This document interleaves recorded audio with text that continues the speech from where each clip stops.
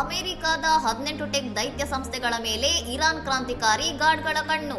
April 1ರಿಂದ ದಾಳಿ ನಡೆಸುವುದಾಗಿ ಭೀಕರ ಬೆದರಿಕೆ.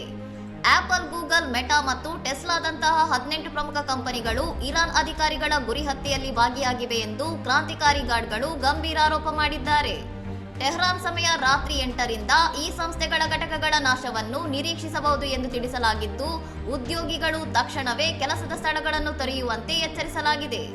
ಈ ಸಂಸ್ಥೆಗಳನ್ನು ಭಯೋತ್ಪಾದಕ ಕಂಪನಿಗಳು ಎಂದು ಕರೆದಿರುವ ಗಾರ್ಡ್ಗಳು ಕಂಪನಿಗಳ ಸುತ್ತಮುತ್ತ ವಾಸಿಸುವ ನಿವಾಸಿಗಳು 1 ಕಿಲೋಮೀಟರ್ ವ್ಯಾಪ್ತಿಯಿಂದ ದೂರ ಸರಿಯುವಂತೆ ಸೂಚಿಸಿದ್ದಾರೆ.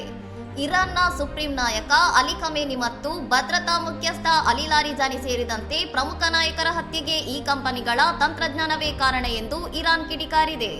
ಅಮೆರಿಕ ಅಧ್ಯಕ್ಷ ಡೊನಾಲ್ಡ್ ಟ್ರಂಪ್ ಸಂಘರ್ಷ ಅಂತ್ಯಗೊಳಿಸಲು ರಾಜತಾಂತ್ರಿಕ ಪ್ರಯತ್ನ ನಡೆಸುತ್ತಿರುವುದಾಗಿ ಹೇಳುತ್ತಿರುವ ಬೆನ್ನಲ್ಲೇ ಇರಾನ್ನಿಂದ ಈ ಸಂಘರ್ಷಾತ್ಮಕ ಹೇಳಿಕೆ ಹೊರಬಿದ್ದಿದೆ. ಇನ್ನಷ್ಟು ಸುದ್ದಿಗಳಿಗಾಗಿ ನೋಡ್ತಾ ಇರಿ ಸೌರಂ ಟಿವಿ.